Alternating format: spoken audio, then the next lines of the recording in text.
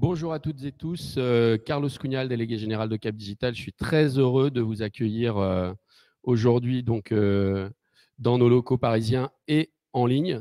Je partage aujourd'hui le plaisir, je pense, et je vais passer la parole assez rapidement avec Jean-Luc Salaberry de la FNCR, l'opportunité de vous présenter un dispositif auquel nous croyons beaucoup. Et nous avons le plaisir d'accueillir deux personnes qui sont éminemment importantes dans ce processus, Juliette Fropier d'Ecolab et puis Alexandre Chaffoc de la Banque des Territoires. Donc, je voulais vous remercier pour votre participation ce matin. Alors, comment ça va se dérouler ? Ça va être assez simple. Première prise de parole, présentation du dispositif. Alors, j'ai eu l'habitude de dire la thèse de l'investissement qui est derrière. C'est toujours très important pour les candidats d'avoir tous les éléments en tête, sachant qu'aujourd'hui, la plupart d'entre vous, vous êtes dans une phase de construction et de production de votre dossier de candidature. Et une seconde phase pour des chanceux, c'est-à-dire ceux et celles qui ont répondu très rapidement à nos sollicitations, qui sont aussi présents physiquement aujourd'hui. Vous avez la possibilité de faire un point à point avec Alexandre et Juliette. Et là aussi, merci d'avoir accepté le principe pour pouvoir poser déjà votre premier brief et puis poser toutes les questions que vous voulez aux futurs instructeurs de vos dossiers de candidature. Très rapidement, pourquoi Cap Digital s'investit là-dessus ? D'abord parce que le dispositif nous semble extrêmement pertinent, très cohérent avec notre feuille de route 2026. Donc numérique, transformation, ville et territoire, c'est quand même notre objet. On a la chance d'avoir une communauté de membres extrêmement diverses et compétentes sur ces sujets-là. Et donc, on est tout simplement en train de créer les conditions d'une rencontre entre plusieurs membres de notre communauté pour viser le financement du DIAT. Donc, on est très content de ce travail-là. Première séance en juillet, deuxième séance en septembre. Vous êtes très nombreuses et très nombreux et on espère qu'il y aura de très beaux dossiers de candidature. Je passe la parole à Jean-Luc. Merci à Cap Digital d'organiser cet événement d'accompagnement et de mise en réseau à la fois des acteurs qui vont probablement déposer des dossiers, acteurs territoriaux ou entreprises, nous le verrons bien, à la fédération de collectivités territoriales où nous travaillons sur les secteurs de l'énergie, de l'environnement et du numérique. L'IA Frugal est un enjeu essentiel.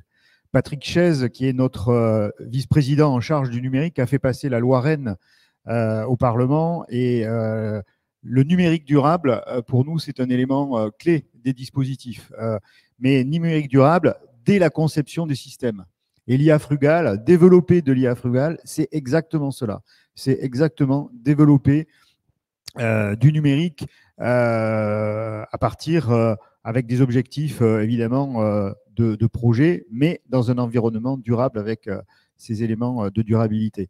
La FNCCR évidemment s'associe à Cap Digital à la fois parce que Cap Digital va vous accompagner, comme c'est le cas aujourd'hui, pour essayer de déposer des dossiers, de vous inciter à déposer des dossiers, parce que nous aussi, on pense que c'est essentiel. Et notre rôle à nous, à la FNCCR, c'est lorsque vous menez les projets, ensuite, c'est de vous accompagner. Beaucoup d'adhérents aujourd'hui de la FNCCR sont inscrits à cet événement. Nous sommes très contents de ce taux de participation. Voilà, et je m'adresse à la fois à eux, mais évidemment à toutes les autres collectivités. Nous serons auprès de vous pour ensuite mener les projets que vous réaliserez en termes d'IA Frugal, que ce soit sur à la fois des systémiques d'objets connectés ou d'autres domaines que ces domaines de services publics-là, mais y compris sur la gestion des données et la performance de la gestion des données dans les collectivités territoriales. Voilà, je crois que c'est une journée en tout cas une matinée qui va être très, très intéressante. Et sans plus tarder, je te repasse la parole.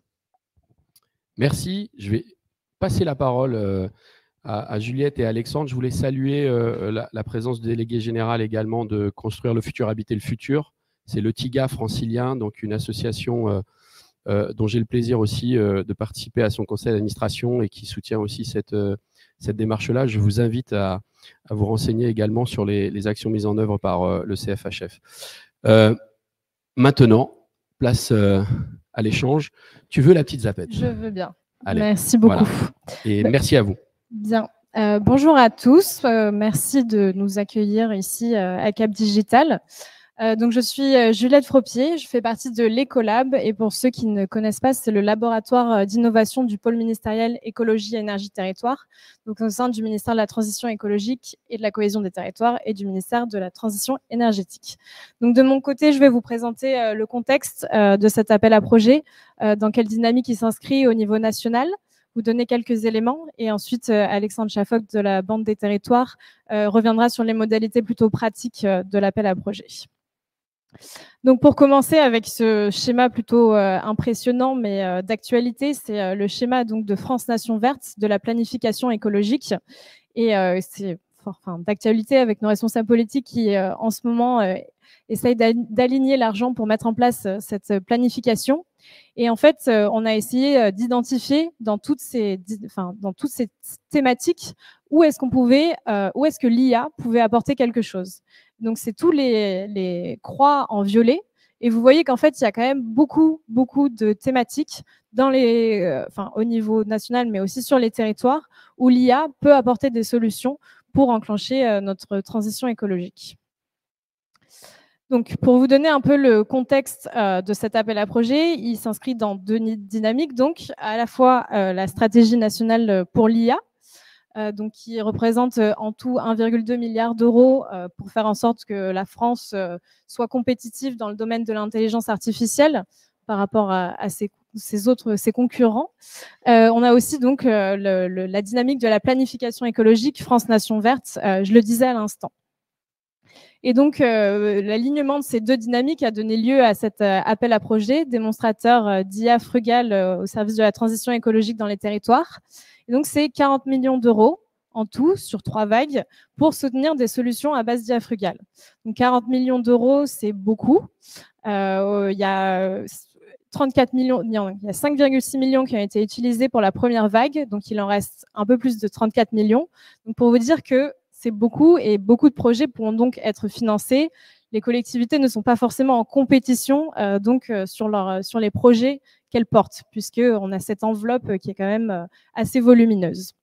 Donc pour revenir sur les différents termes de l'appel à projet, IA, intelligence artificielle, on a pris une définition assez générale, système automatisé capable de formuler des recommandations, établir des prévision ou prendre des décisions. La prendre des décisions, j'aurais dû dire aider à la prise de décision, puisque l'IA ne doit bien sûr pas se substituer à l'humain dans les territoires, pour un ensemble d'objectifs définis. On a voulu rajouter IA frugale, et là c'est très important pour nous, et ça sera très important quand on examinera les dossiers de candidature. On ne veut pas faire de l'IA pour l'IA.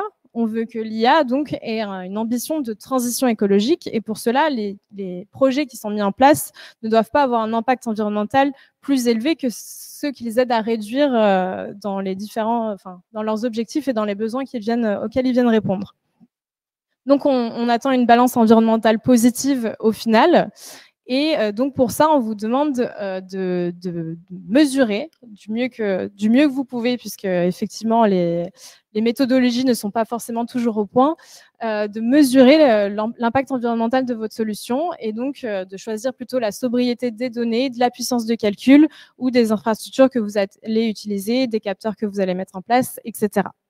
Et enfin, un dernier terme, démonstrateur. L'objectif, c'est bien d'expérimenter donc sur des choses nouvelles. Donc ça va être, on vous demande pas forcément d'avoir déjà une solution tout sur étagère. Au contraire, on veut que vous expérimentiez.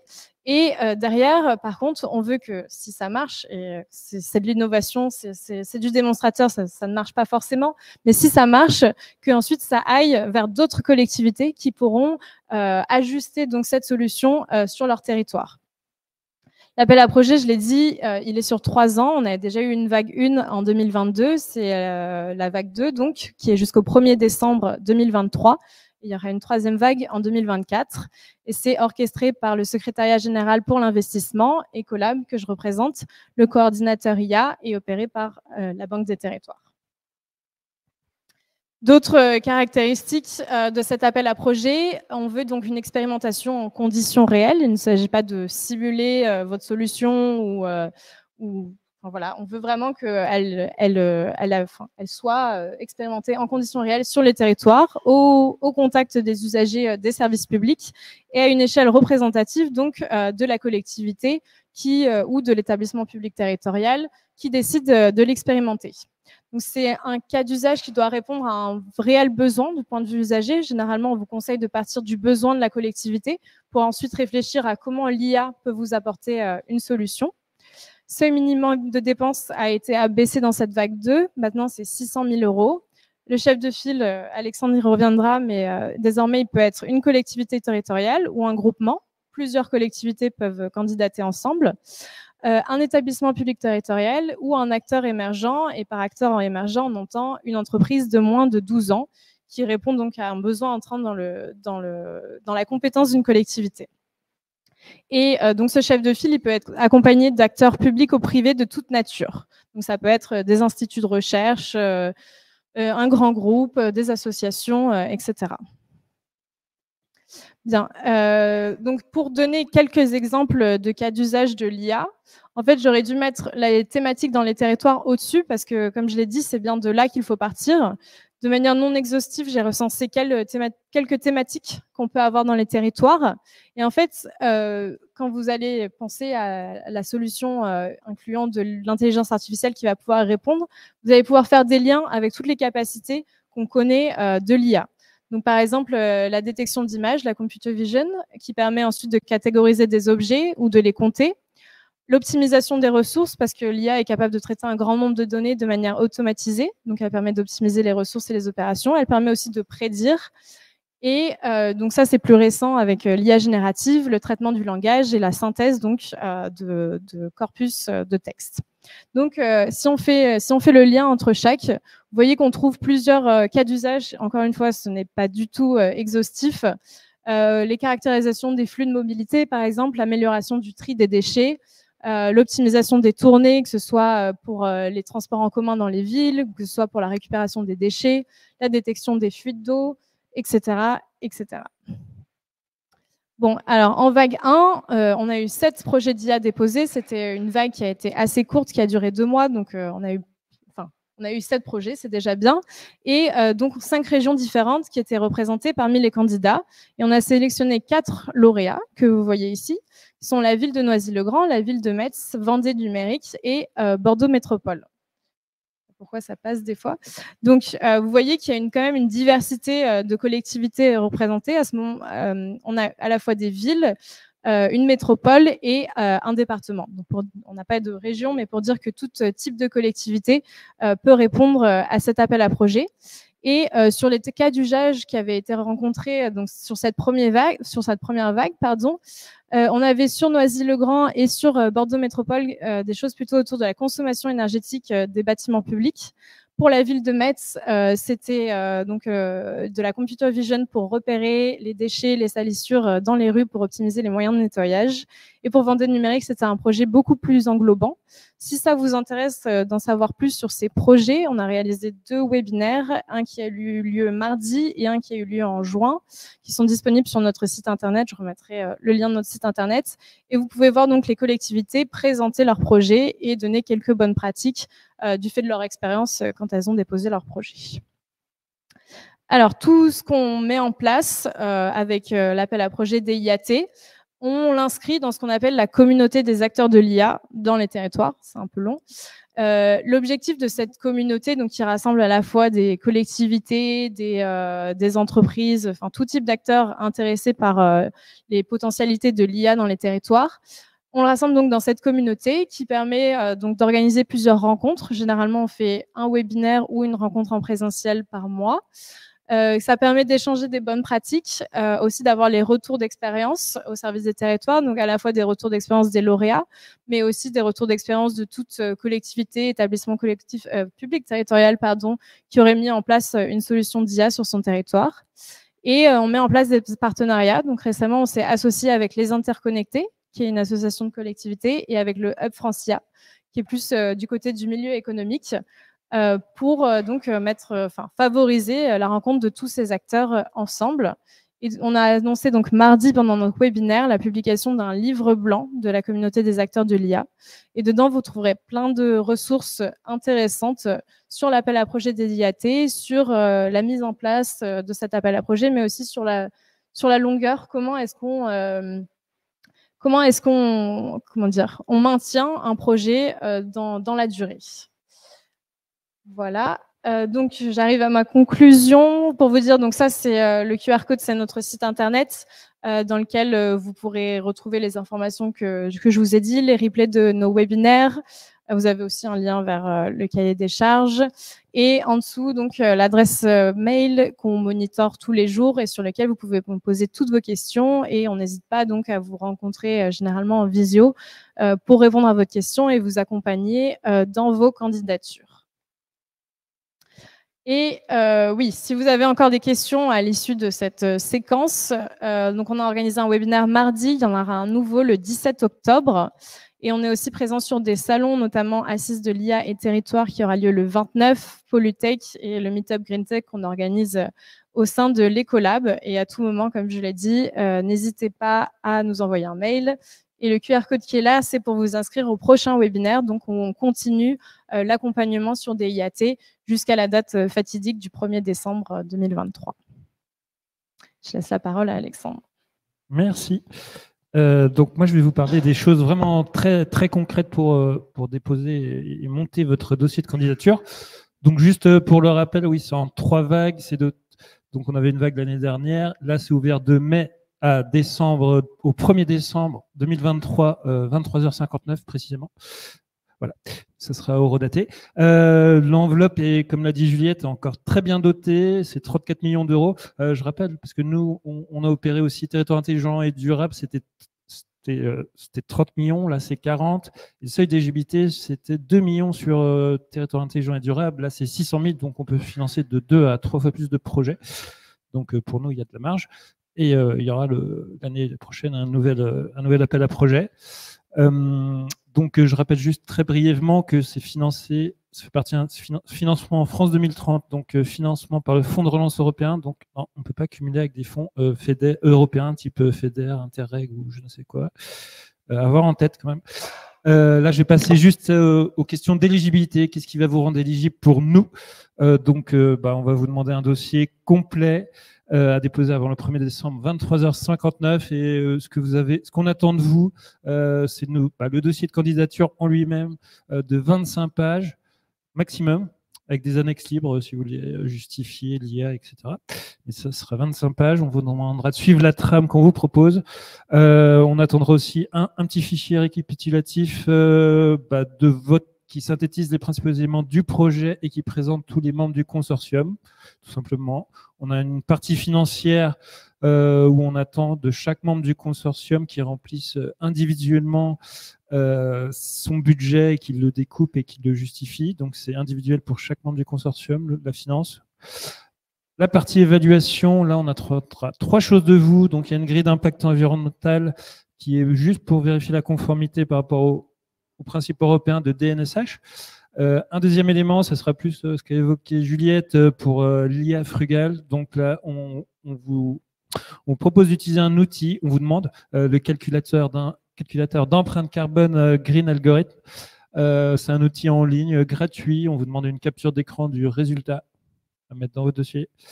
Le troisième élément sur l'évaluation, on vous demande aussi la grille d'indicateurs d'impact France 2030, et ça, c'est plus destiné à mesurer la performance du programme global France 2030, auquel chaque appel à projet contribue. Et sur la partie administrative, on demande effectivement, si vous êtes un consortium, on vous demande de fournir un exemple de consortium, mais on nous demande souvent, on ne vous demande pas que ça soit signé, on demande un projet. Donc, vous n'avez pas besoin de le finaliser. Donc, pas de crainte là-dessus.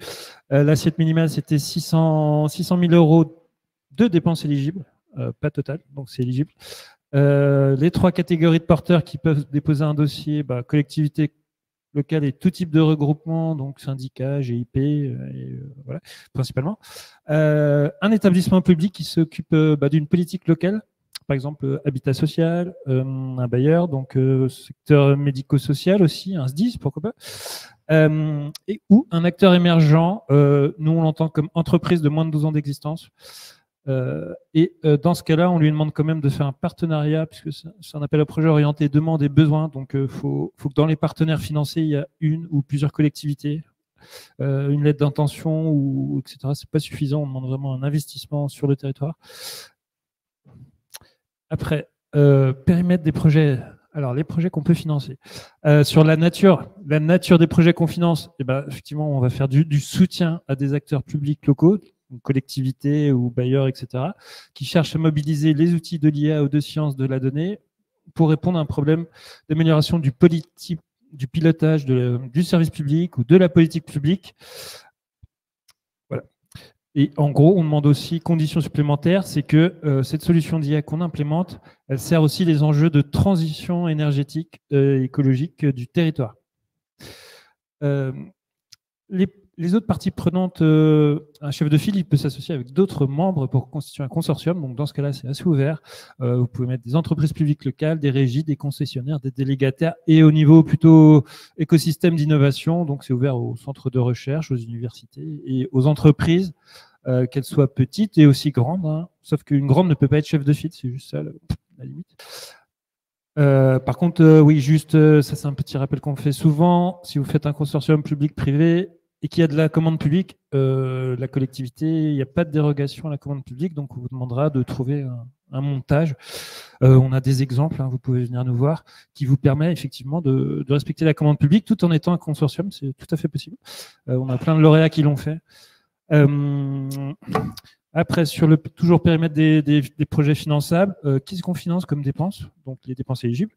Donc on va prendre des dépenses de recherche et de développement pour la préparation des données. On prend aussi des dépenses, c'est une question qui revient souvent, les dépenses en matériel ou en investissement en infrastructure numérique. On prend en charge dès lors que c'est lié au projet IA, donc ça permet d'alimenter la solution d'IA. Par exemple, pour reprendre Bordeaux Métropole, ils ont dans leur projet qu'on a financé, il y avait le déploiement de plein de capteurs sur des bâtiments pour faire du bâtiment intelligent. Donc ça, c'est rentré dans l'enveloppe puisque ça permettait d'alimenter l'outil d'IA. Donc sur ça, il n'y a pas de sujet. Le développement et l'achat de logiciels permettant le traitement des sciences de la donnée et de l'IA. Donc voilà, gestion des cycles de vie des modèles, des données d'apprentissage, de tests, d'évaluation. On prend aussi les dépenses liées à l'évaluation du projet, mais à partir de la deuxième année, et des dépenses d'AMO. Donc, pour le calcul de vos dépenses éligibles, si vous êtes un acteur public, on peut prendre le TTC. Vous pouvez prendre le TTC pour constituer votre budget, sauf si vous récupérez la TVA. Donc là, ça sera pas possible. Et un privé, on demande que vous remplissiez en hors taxe. Simplement, et on prend en charge aussi les salaires dès lors que c'est affecté aux dépenses que je vous ai listées juste avant. Après, le taux de financement dont vous pouvez bénéficier. Alors là, en fait, ça dépend un petit peu de votre catégorie, du type d'acteur que vous êtes, de la nature de l'activité que vous allez faire dans le cadre du projet. Et après, nous, on vous proposera un taux de financement. Donc là, je vais vous proposer des taux de financement théoriques, mais ça sera retravaillé pendant les aides d'État. Mais ça, c'est une étape ultérieure. Donc, si vous êtes une collectivité ou un établissement public, donc votre cas général, c'est que vous êtes une activité non économique, mais il peut y avoir des exceptions. Hein. Par exemple, si vous revendez les données là, avec le projet, ça serait considéré comme une activité économique pour nous, parce qu'il y aura de la revente. C'est un exemple que je donne au hasard. Mais le cas très, très général, c'est activité non économique, et dans ce cas-là, on prend 50% de votre assiette éligible. Un autre type d'acteur, c'est les universités, les centres de recherche, INRIA, CEREMA, je ne sais quoi. Donc, votre cas général, c'est que vous êtes une activité économique, non économique, pardon. Vous pouvez être néanmoins reclassé en activité économique s'il y a derrière l'intention de commercialisation ou je ne sais quoi. Mais dans votre cas général d'activité non économique, on prend en charge c'est au choix de votre partenaire, hein, de 50% ou 100% de l'assiette selon la méthode de calcul que vous choisissez. En général, ils prennent 100%. Et le troisième cas, c'est l'entreprise. Donc, le cas unique, généralement, c'est activité économique. Et là, on va prendre en charge entre 25 et 80% de l'assiette éligible pour l'entreprise. Après, je ne peux pas affiner parce que ça dépend de plein de choses, de votre taille, si vous collaborez entre une petite entreprise et un grand groupe, donc je n'irai pas dans le détail, mais retenez ça. Après, sur les critères de sélection, comment on sélectionne vos projets? Et ben, en gros, on a des critères de sélection généraux qu'on peut retrouver dans tout appel à projet. Déjà, l'adéquation par rapport aux attentes du cahier des charges. Donc là, on reviendra sur le pilotage et l'amélioration des pilotages publics, à justifier, à présenter et les résultats que vous attendez. La contribution en termes de décarbonation pour votre territoire en pilotant ces politiques publiques. On va aussi juger un petit peu la clarté du dossier que vous présentez. Je rappelle que c'est jugé par un groupe d'experts indépendants après, 3. Et en gros, il faut faire votre maximum pour que ces experts ils comprennent bien votre contexte de territoire, de vos enjeux, vos objectifs, quels enjeux, quels besoins vous avez, et pour quels résultats vous souhaitez atteindre. Et 3, et aussi sur la dimension purement technique, sur l'IA. Donc, on attend que vous nous présentez le type de techno d'IA. Vous aurez sûrement des questions sur les méthodes de calibrage, etc. Donc, c'est pour ça que ça peut être aussi intéressant de s'associer à des acteurs privés dans le consortium, parce qu'il y a des questions assez techniques. Solidité de la gouvernance, donc là on va un peu regarder quelles sont les structures du consortium, la répartition des rôles, est-ce que c'est complémentaire, on va vous demander des précisions sur les nombres de TP, les instances de gouvernance, les profils et compétences un petit peu que vous allez mobiliser pour le projet. Un autre critère, ce sera la qualité du consortium, donc on attend effectivement une coopération effective entre le versant demande, donc vous, et le versant offre. Donc le système d'innovation, avec des complémentarités et de l'expérience des parties prenantes à présenter, toujours valorisant. Et aussi, on va un petit peu un sous-critère, c'est comment vous embarquez l'écosystème d'innovation, parce que je rappelle que cet appel à projet s'inscrit plus largement dans une dynamisation de filières, et que aussi, France 2030, il y a des objectifs de faire émerger des acteurs émergents. Donc ça peut être un plus d'avoir des acteurs émergents dans son consortium pour répondre à ces objectifs. On vous demandera aussi de proposer une stratégie d'évaluation du projet en 3 temps, donc suivi de déploiement, donc suivi des travaux, évaluation des objectifs que vous êtes fixés en termes de pilotage et de pilotage public, et 3, la mesure du coût environnemental, du bénéfice environnemental. Donc je résume moi en coût de déploiement ce que je consomme en ressources versus les gains en termes de décarbonation que je permets par mon projet. Après, on va regarder la qualité du plan de financement. D'autres choses, on a rajouté une nouveauté qui est un jeu de cybersécurité et de souveraineté numérique. Donc la souveraineté numérique, c'est plus déployer des solutions plutôt nationales et européennes. Et la cybersécurité, on vous demande de faire un plan pour assurer la cybersécurité de votre solution, et on vous a mis en lien un guide pratique, les bonnes pratiques de l'ANSSI auxquelles vous pouvez vous référer pour construire votre plan. Et après, comme l'a dit Juliette, la réplicabilité. Alors ça, c'est un bonus, c'est pas obligatoire, mais c'est toujours bien et c'est valorisé. Donc justification, capacité à permettre à votre solution d'essaimer sur d'autres territoires. Donc ça peut être soit vous répondez à des problématiques qui se posent ailleurs en grande quantité, marché potentiel, conditions. Vous venez proposer des plans de communication ou des semages ultérieurs. Par exemple, si je prends Noisy-le-Grand, ils avaient proposé de s'associer après au métropole du Grand Paris pour essaimer leur solution et la diffuser auprès des autres partenaires du territoire. Où on avait aussi Metz qui s'était associé à Paris, Nantes, etc., dans le cadre d'un groupe de travail où et ces autres territoires s'étaient montrés intéressés pour participer au groupe de travail, voir les résultats et éventuellement répliquer. Donc, ce genre de choses.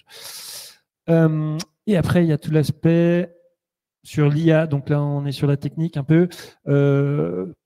C'est un gros poids dans la notation parce qu'il y a quand même 5 critères. Donc la pondération sur l'aspect purement IA est forte. Et là, ce qu'on va vous demander de développer, et ce qui peut être compliqué, de l'intérêt de s'associer à des partenaires privés qui connaissent. Intérêt technologique, donc on va vous demander de justifier la dimension réellement IA de votre solution. On va vous demander le type d'IA mobilisé, le positionnement par rapport à l'état de l'art. Un deuxième critère, c'est l'intérêt et l'apport fonctionnel. Donc, on revient un petit peu, qu'est-ce que votre solution d'IA va vous apporter sur le pilotage, mais pourquoi vous utilisez l'IA par rapport à des solutions plus traditionnelles dans le traitement de ces problématiques. Par exemple, ça pourrait être la question de la distinction entre de l'IA et de l'algorithme, parce qu'on fait de l'algorithme alors. Donc, on vous demandera de pourquoi vous n'utilisez pas de l'algorithme plus traditionnel. Qu'est-ce que ça apporte l'IA en plus? C'est ce genre de point qu'il faut bien argumenter pour être considéré comme un projet vraiment IA et qui a de l'intérêt. Caractère innovant, donc voilà, innovation par la technique, choix de technologie inédite, mais aussi par l'usage. Vous pouvez prendre une technologie d'IA existante et l'appliquer à de nouveaux champs, par exemple. Caractère frugal, c'est le critère important, très important aussi, en faisant apparaître une balance environnement globale nette positive. Donc là, on va vous demander d'estimer un petit peu la frugalité technologique. Donc là, on vous demande principalement de ne pas faire de big data. Intérêt de recours. Voilà. Pourquoi recourir à l'IA par rapport à des techniques plus simples et plus économes à justifier? On va vous demander de mesurer les bénéfices environnementaux en termes de politique publique, donc je ne sais pas, évaluation de la diminution des GES, etc. Et aussi la mesure de la consommation énergétique de votre solution. Donc sur ça, on attend des choses comme la localisation de vos serveurs, ce genre de choses qui nous permettent d'évaluer un petit peu la consommation énergétique attendue. Et dernier critère pour l'IA, maintenant, quand on fait de l'IA, c'est un peu devenu essentiel de s'interroger comment on met en place les principes de transparence, explicabilité, interprétabilité, voilà, pour garantir une fair IA, je ne sais pas comment dire.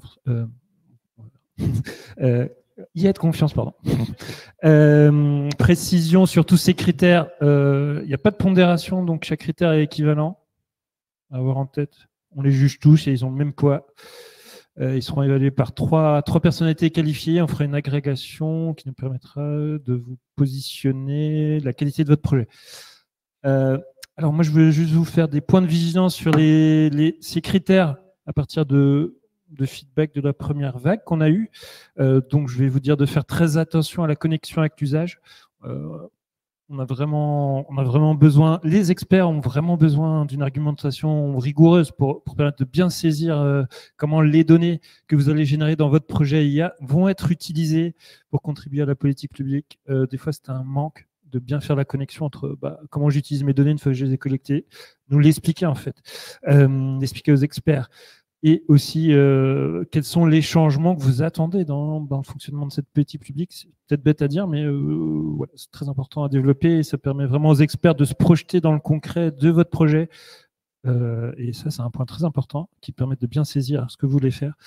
Un autre gros point, c'est aller sur les caractéristiques techniques et technologiques de l'IA.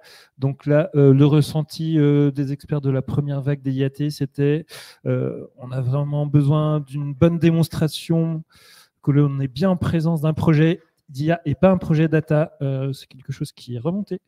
Donc je vous invite à bien aller là-dessus, à bien argumenter. Apporter aussi un justificatif sur les propriétés techniques de la solution d'IA pour montrer qu'on est à l'état de l'art, qu'on traite des sujets typiques d'un projet IA. Donc, méthodologie d'annotation, stratégie d'étalonnage, paramétrage des modèles, c'est des points qu'on va vous demander de creuser aussi. Et on va aussi vous demander de développer un argumentaire sur vraiment la dimension innovante de votre projet IA. C'était aussi un retour de la vague 1. Des fois, on se demandait la plus-value en termes d'innovation et des solutions qui peuvent être considérées par classiques, des fois par les experts. Et après, le caractère frugal, bon là, on a pas mal développé, mais c'est un point très important et qu'on a en plus musclé sur cette vague 2 en rajoutant l'outil Green Algorithm. Donc, à bien travailler votre aspect frugal. Et après, ça, c'est vraiment les petits engagements qu'on vous demandera. Si vous êtes lauréat, qu'est-ce qu'on attend? On attend que vous participez au réseau de démonstrateurs, donc des rencontres annuelles, des activités de dissémination. Vous devrez contribuer au suivi des indicateurs Socle France 2030. Vous devrez produire des rapports d'avancement annuels du projet, des bilans financiers annuels. Je ne vais pas rentrer forcément dans le détail. Là, c'est les ressources de l'appel à projet. Donc, on a une page dédiée sur démarche simplifiée que vous voyez s'afficher. Et ce qu'on vous propose sur cette page, donc c'est bien sûr récupérer le cahier des charges, récupérer les pièces du dossier de candidature, récupérer les supports de présentation et consulter les réponses à la FAQ qu'on publie. Alors, nous, on vous encourage à on vous encourage vraiment à utiliser la FAQ, même si ce n'est pas pour parler de votre projet personnellement, ça, on peut faire des rendez-vous, mais pour des questions qui sont liées plus à l'interprétation des règles du cahier des charges sur l'éligibilité, tout ça, des questions que j'ai envie de dire assez standards et qui concernent tout le monde et qui peut intéresser tout le monde, je vous invite vraiment à nous les poser par mail, parce qu'il y a encore plein de questions et on reçoit des questions et on peut aider les porteurs de projets à mieux se calibrer sur les attentes de l'éligibilité notamment. Voilà.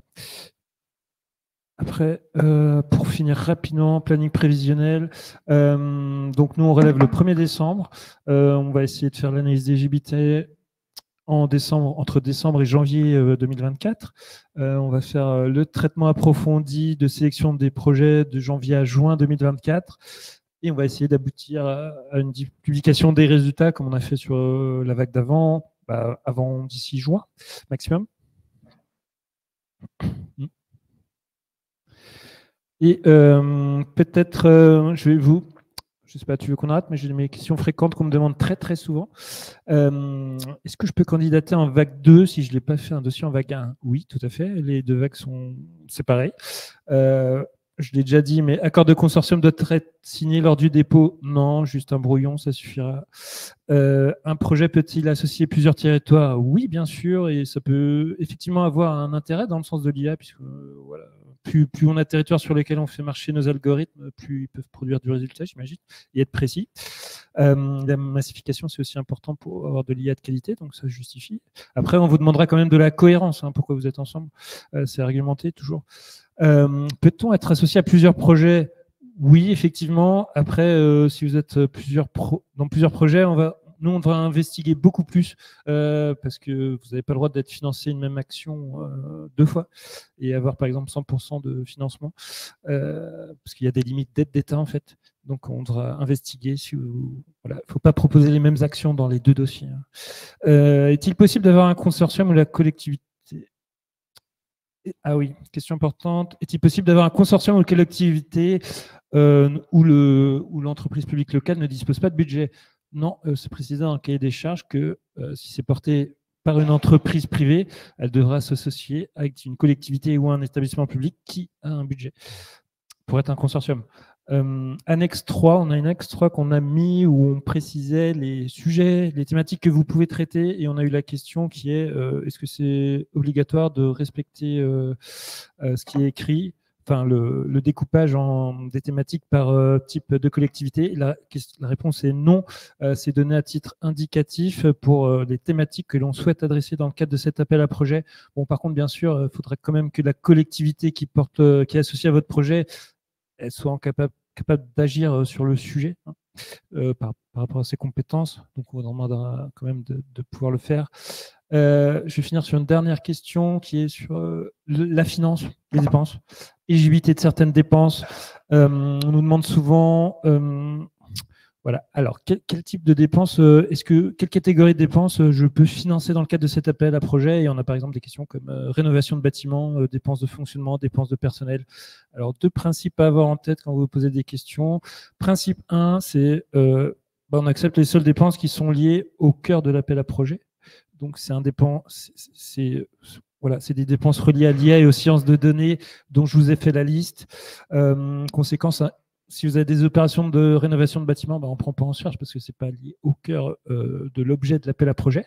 Par contre, comme je vous l'ai dit réciproquement, des capteurs qui permettent d'alimenter l'IA, ça on prend. Voilà. Et deuxième principe, nous on exclut par principe les dépenses de fonctionnement, sauf exception suivante, les dépenses de personnel consacrées au projet en les affectant aux différentes catégories de dépenses.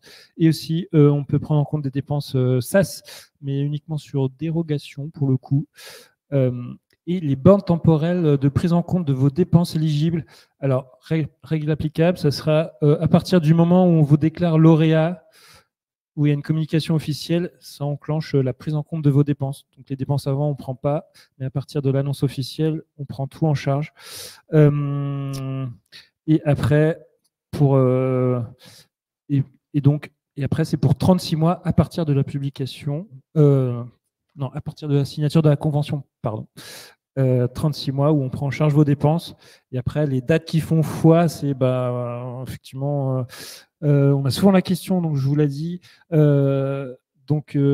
Pour les accords cadres notamment, donc nous on prend la date du marché normalement, mais pour un accord cadre, c'est la date de notification des marchés subséquents, et on prend pour les marchés à bon de commande, c'est le bon de commande qui fera date et pas forcément le chapeau principal. J'ai fini. Merci. Donc merci Juliette, merci Alexandre. Alors on va passer aux questions avec la salle et puis les questions en ligne. Donc j'imagine qu'on a quelqu'un qui est connecté. C'est toi, voilà. Donc pour lancer, je vais me permettre de poser la première question.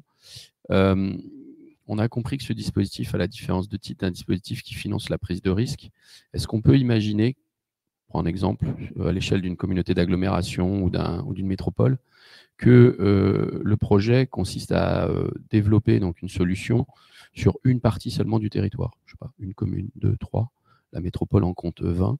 Est-ce qu'on peut imaginer, sur la question de la réplication, que le passage à l'échelle se ferait dans un second temps et qu'on raisonne à l'échelle d'une partie seulement du territoire, et ensuite, si l'IA fait la démonstration de sa valeur, soit déployée sur l'ensemble du territoire?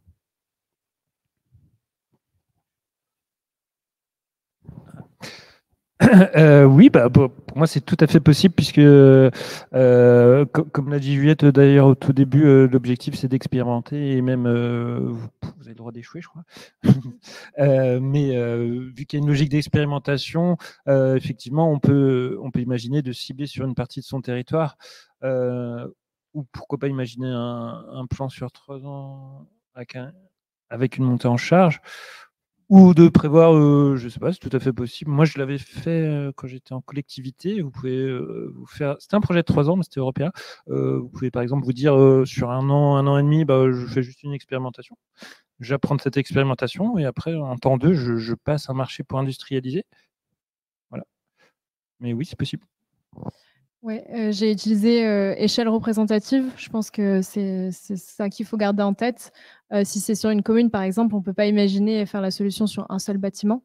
Mais si on a un pool de bâtiments, je n'ai pas de nombre en tête précisément, mais il suffit de justifier effectivement que l'échelle est représentative pour la commune et va servir à démontrer du coup que la solution fonctionne et qu'elle peut ensuite être montée en charge sur le reste de la commune. Question dans la salle ou en ligne? Madame. Bonjour. Oui. Vous parliez de dérogation pour les SaaS. Le truc, c'est qu'une fois qu'on a fait un choix technologique sur le SaaS, on n'y revient pas. Donc, c'est sur quels critères vous fondez la dérogation? Alors, la dérogation, ça sera plus, je pense que ça dépend aussi du volume de ces dépenses, et après, un petit peu, si c'est lié si on la juge très, très nécessaire au projet, on peut éventuellement la prendre en charge. Après, ça serait vraiment du cas par cas, donc il n'y a pas. C'est-à-dire que, donc, juste, je ne me suis pas présenté, Emmanuel Carrier, Builders, nous, notre IA, elle est disponible aux collectivités à travers un SaaS. C'est vraiment le fonctionnement de base, quoi. C'est pas installé, c'est pas installable, c'est de l'IA, c'est la vraie IA, très robuste, explicable, mais en SaaS. Voilà. Je pense que si c'est dans le cœur du projet, ou voilà, si ça concerne vraiment le cœur du projet d'IA, je pense ça peut être envisageable de le prendre en charge, mais il faudra en discuter, mais c'est possible. On a déjà pris. Question, n'hésitez pas à vous présenter, hein. C'est le moment de faire du réseau. Oui, bonjour, Geoffroy de Montjamon, Société Aléa. En fait, j'ai la même question que madame, c'est qu'effectivement, les solutions d'IA sont de plus en plus en SaaS. Donc, c'est vrai que je suis un petit peu étonné par le fait que ce soit une dérogation. C'est-à-dire, alors ça dépend de ce que vous appelez SaaS, mais beaucoup de solutions sont disponibles par abonnement, donc tournant sur des serveurs, mais en mode abonnement, donc en mode SaaS. Voilà, tout dépend de la définition. Je ne sais pas si vous avez une définition, vous ou pas. Pas complètement. Après, c'est vrai que c'est une description assez légère du cahier des charges. Donc après, effectivement, si c'est dans le cœur de projet, on fera sauter. De toute façon, il y a une validation interministérielle. C'est une dérogation que nous, qu'on peut accorder. Donc après, si c'est dans le cœur du projet, je pense qu'on pourra prendre en charge.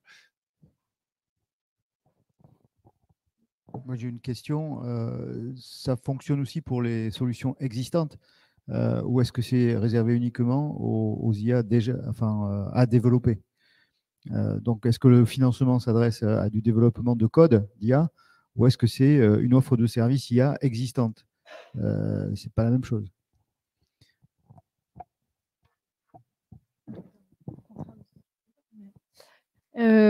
Alors, ça peut. Enfin, c'est un projet de démonstrateur, donc c'est une expérimentation. Si le projet est déjà lancé, voilà, je sais pas ce qu'on pourrait apporter de plus. Nous, on va quand même apporter le lancement du projet, le fait qu'il se mette en place.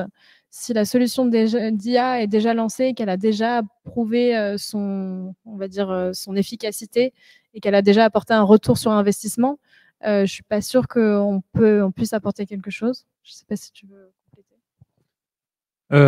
Après, je pense qu'il peut y avoir du cas par cas, dans le sens, si j'ai déjà une solution éprouvée, mais que je veux l'appliquer à un nouveau champ, ça a du sens. Mais oui, effectivement. Et après, effectivement, il y a toujours la cible France 2030 de faire, de permettre l'émergence d'acteurs émergents. Ça fait un peu redondant, mais donc on peut accepter, j'imagine, effectivement, la création de nouvelles solutions. On a quelques questions en ligne. Après, je redonne le micro en salle. Une question sur les modalités pour respecter les règles de marché public. On a un petit peu parlé. Peut-être des précisions. Ça, je peux. Alors on a eu plein de lauréats qui ont trouvé plein de solutions pour effectivement réussir à faire un consortium avec des acteurs identifiés et respecter la commande publique, parce que souvent c'est une solution, c'est un sujet compliqué. Alors, quelques exemples. On a la ville de Metz, par exemple, qui a été lauréat DIAT. Donc en fait, l'accord qu'ils ont fait avec l'entreprise qu'ils avaient pré-identifiée, qui est Naya Science, pour faire leur projet, l'idée, c'est que effectivement, l'entreprise, elle développe tout ce qui est autour de l'IA, etc. Et après, elle met à disposition gratuitement, à la disposition de la ville, la solution pour la tester. On a aussi Lorient Agglomération qui effectivement fait un partenariat avec une start-up qui développe un nouveau type de capteur pour mesurer un petit peu les inondations, etc. sur les côtes. Et là, un peu pareil, l'idée, c'est la collectivité, elle met à disposition certains sites de l'entreprise pour déployer ces capteurs, les tester, les améliorer et les calibrer. Et ça permet en retour à la collectivité d'avoir un retour sur l'usage pour voir si ça l'intéresse. Et après, une fois que j'ai fait mon test, je peux passer un marché avec tout ce que j'ai appris, où là, je pourrais prendre cette entreprise qui a développé le capteur ou une autre, parce qu'après, c'est la règle du marché public. Et après, on a un autre petit format intéressant qui est celui de Rennes Métropole, qui est un lauréat TID. Et là, en fait, il n'y a pas de sujet de marché public dans le sens où il y a un consortium avec beaucoup d'acteurs privés et la métropole de Rennes, sauf que l'intérêt qu'ils ont à travailler ensemble, c'est sur des sujets communs.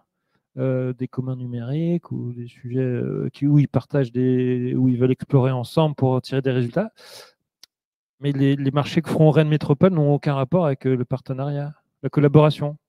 Donc ça, c'est aussi envisageable si vous avez des champs d'intérêt communs avec le privé sur, je sais pas, ils voulaient travailler notamment sur l'interopérabilité, par exemple. C'est intéressant. Donc vous pouvez imaginer tout ce genre de choses. Ou après, là, c'était Noisy-le-Grand, c'est un peu différent. Ils avaient déjà travaillé préalablement avec ils avaient discuté avec plein de partenariats, etc., avant de déposer leur dossier. Mais ils ont fait un dialogue compétitif en nous précisant, ils avaient fait un dialogue compétitif pour choisir l'un des consortiums avec lequel ils discutaient. Ils nous avaient présenté dans leur appel à projet, voilà où j'en suis dans mon dialogue compétitif, il y a tant de réponses, je suis en phase de sélection, etc. Donc ça, c'est aussi possible de dire que vous avez une démarche active dans un cadre d'un dialogue compétitif ou, je sais pas, un marché d'innovation que vous réfléchissez, sur lequel vous avez déjà fait une veille de marché, vous Vous avez travaillé avec quelques acteurs pour définir votre besoin, etc. Donc, juste, si vous n'avez pas de nom identifié précis à mettre dans le consortium, vous pouvez montrer toute votre démarche où vous êtes en train de solidifier et engager des démarches qui vous permettront de sélectionner après un certain nombre d'acteurs avec lesquels vous êtes en contact par la commande publique. Voilà. Une question, est-ce que le projet est mieux vu si c'est une collectivité qui est à la tête du consortium plutôt qu'une entreprise? Donc non, il n'y a pas de question, le projet est mieux, moins bien vu. Donc c'est tant que les critères d'éligibilité sont respectés, ensuite le dossier va être examiné par des experts et donc c'est pas quelque chose qui sera pris en compte dans la façon dont ils vont noter le projet.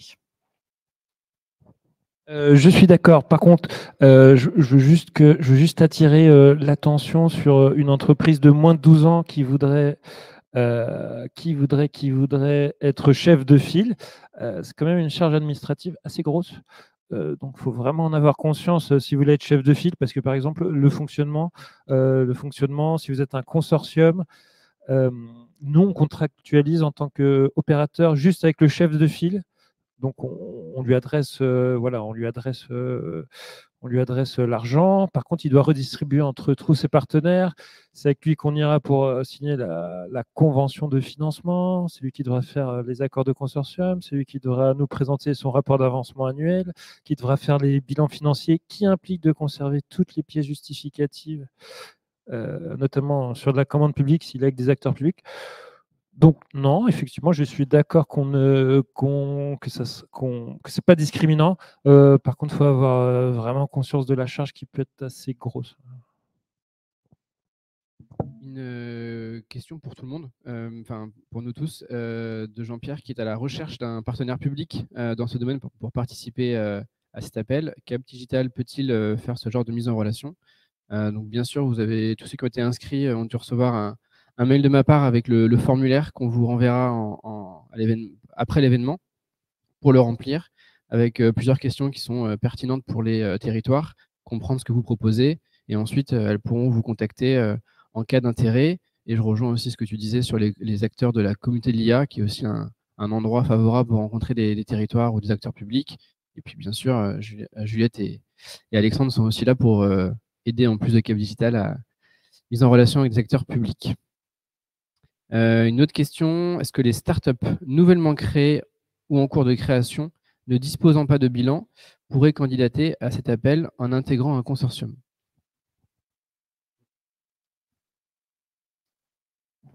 Dans les pièces justificatives, on demande généralement. Il faut déjà être immatriculé, hein, ça c'est sûr, parce que voilà, on peut attribuer des fonds qu'à des gens immatriculés en France. Après, généralement, on demande les bilans. Après, s'il n'y a pas de bilan, peut-être que ça va. C'est pas interdit. Il faut au moins être immatriculé. Après, peut-être qu'il y aura la question est-ce qu'on prend le risque ou pas? Je pense que ça s'emmènera plus comme ça. Déjà, la qualité du projet, et après, ça serait considéré comme une prise de risque, donc ça sera plus de l'avis du comité d'experts. Mais après, comme on vous l'a dit, la prise de risque fait partie de la philosophie France 2030, donc c'est envisageable. En tout cas, il n'y a rien qui vous interdit de candidater. Par contre, oui, il faut être immatriculé. Là, merci. Juste pour compléter, effectivement, si vous faites partie d'un consortium, c'est que les membres du consortium vous ont fait confiance pour réaliser ce projet. Donc, il n'y a pas de contrainte. Oui, j'en prends une dernière en ligne et après je vous redonne le micro. Recherchez-vous des projets innovants dans la technologie IA uniquement ou plutôt dans ses usages et leur potentiel d'impact sur les objectifs de frugalité énergétique et de décarbonation des territoires? Je peux répéter la question? Je veux bien. Recherchez-vous des projets innovants dans la technologie IA uniquement ou plutôt dans ses usages et leur potentiel d'impact? Dans ses usages et leur potentiel d'impact, je dirais. Après, c'est des deux côtés. On cherche l'innovation à la fois dans les usages, dans les technologies qui peuvent être développées. Mais le but, là, c'est bien de répondre à un besoin. Donc, voir comment l'IA peut répondre à ce besoin. Je rends le micro à la salle, je précise juste, du coup, il reste 5 minutes, parce qu'après, on enchaîne les rendez-vous individuels.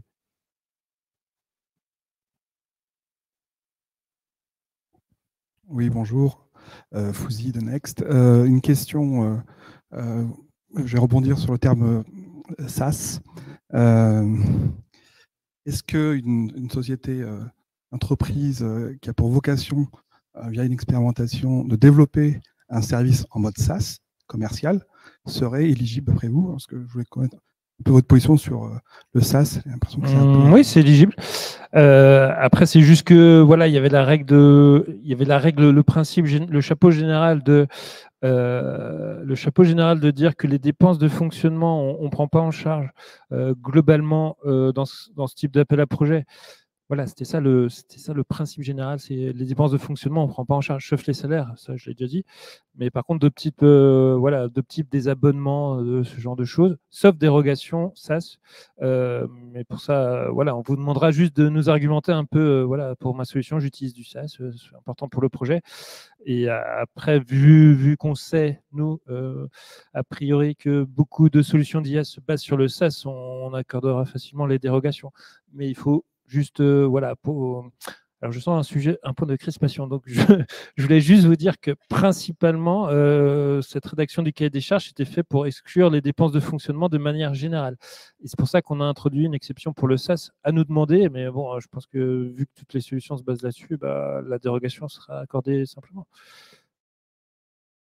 Je vais peut-être l'écrire dans les FAQ. Fabrice Vienne, donc Université Gustave Eiffel. Vous avez donc indiqué que les coûts d'achat de capteurs ou d'installation de capteurs utilisés au niveau des algos, enfin de la partie IA du traitement est possible. Mais au niveau de l'enveloppe globale des dépenses éligibles, quel est le pourcentage max autorisé pour ce genre de dépenses? Alors sur la vague 1, on avait mis des seuils de dépenses parce qu'on avait associé DIAT à territoire intelligent et durable, donc on considérait que la partie infra, c'était plutôt territoire intelligent et durable. Mais là, vu que DIAT est autoportant, on a fait sauter les limites. Donc il n'y a pas de limite spécialement sur ça.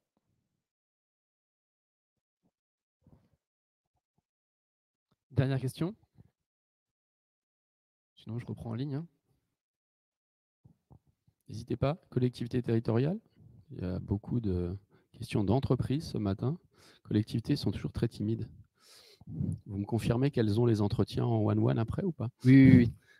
Dernière question, avant la clôture. Comment serait financée une start-up dans le cadre d'un partenariat engagé par une collectivité? Quelles seraient ses dépenses éligibles? Je pense qu'il y a déjà pas mal d'éléments qui avaient été... Comment serait financée une start-up dans le cadre d'un partenariat engagé par une collectivité? Quelles seraient ses dépenses éligibles?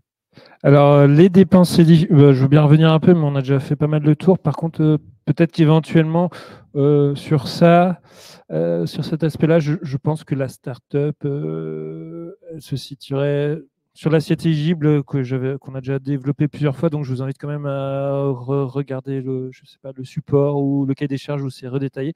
Par contre, le taux de financement que vous pouvez espérer si vous êtes une start-up, ce sera plutôt je pense que ça peut aller, ce sera plutôt dans les 60-80%. Après, il peut y avoir quelques petites subtilités, mais dans le haut, donc plutôt vers 80%. Peut-être 60%, mais ça dépend de votre taille aussi. Vous pouvez être une grosse start-up qui grossit vite. Merci beaucoup. Désolé pour les questions qu'il y avait à distance. On a eu beaucoup de questions et on avait un temps limité, mais n'hésitez pas à nous contacter, à me contacter directement s'il y a d'autres questions que vous voulez poser, on les fera remonter. Bien, merci. Le temps est venu de la conclusion et des rendez-vous donc, qui vont suivre. Je parle sous contrôle évidemment de Juliette et d'Alexandre. D'abord, merci pour votre participation et la transparence tant du côté des collabs que de la Banque des Territoires sur le projet, ce que vous avez appris de la première mouture et puis l'incitativité quand même du dispositif. Je le répète, c'est quand même assez rare, mais ça mérite d'être souligné. Il y a quand même beaucoup d'argent pour des projets de taille, j'allais dire moyenne, qui ont été révisés. On espère tous qu'il y ait beaucoup de candidatures et surtout un taux de succès bien supérieur à ce qu'on a pu connaître dans des dispositifs, par exemple, de la communauté européenne. Donc, je vous invite vraiment à candidater. C'est pas du temps de perdu parce que pour discuter souvent avec beaucoup d'entre vous, c'est un temps de réflexion et de structuration aussi en interne avec les différentes équipes métiers, la chaîne de valeur des acteurs qui sont concernés par le sujet. Et si vous me permettez, donc il y a évidemment des IAT, il y a d'autres dispositifs sur lesquels on est en veille. Et donc tout ou partie du projet peut être aussi, on peut l'imaginer comme ça, faire l'objet d'un dépôt sur d'autres guichets à l'avenir. Je pense à un guichet régional pour les franciliens, par exemple, qui s'appelle InnovUp, expérimentation, transition écologique. Donc on a l'équipe de CAP qui est là fortement représentée, merci à eux. Donc Stanislas, vous l'avez vu ou découvert, Jennifer au fond, Pierre, Perrin, Margot, Arthur, donc on est 5-6 à votre disposition pour vous aider. J'imagine, Jean-Luc, je te passe la parole, que de la même façon, tu pourras les aider. Pour conclure, on est à votre disposition pour vous aider à monter des projets, pour vous aider à identifier des partenaires qui viendront compléter vos compétences et pour vous aider à faire le lien aussi avec les équipes d'instruction. Il y a des FAQ. Les journées ne font que 24 heures. Ils ne pourront pas répondre non plus à toutes les questions. Si on peut le faire à leur place, on le fait. Et si on peut faire le lien entre les deux, on le fait aussi bien volontiers. Et puis, je ne sais pas si on sera au jury, mais évidemment, on ne pourra pas noter vos dossiers. Ce n'est pas la peine de nous mettre la pression tout de suite. On n'y est pour rien si vous n'êtes pas retenu. Voilà. Merci. Moi, ce que je te propose, puisque tu nous as invités à participer à cette réunion et à organiser ces réunions, c'est d'aider les collectivités ensemble. Parce que je crois que ça nécessite aussi des points de vue différents. Et je crois que ton équipe, toute ton équipe, puis celle de la fédération, peuvent peut-être travailler de façon conjointe sur l'accompagnement de ces dossiers. En tout cas, étant donné qu'il y a beaucoup d'adhérents de la FNCCR qui participent ce matin, on peut penser, et parmi les 4 lauréats, il y en avait 3 qui étaient adhérents. Donc, on a beaucoup d'adhérents qui vont probablement participer. Donc, on est prêt à travailler ensemble. Avec plaisir. Merci beaucoup. Donc, on vous laisse respirer quelques minutes et puis ensuite, on enchaîne avec les entretiens. Ça vous va ? Et puis, merci à toutes et à tous. Il reste un petit buffet. On est là pour faire du réseautage aussi. On est à votre disposition. N'hésitez pas. Merci.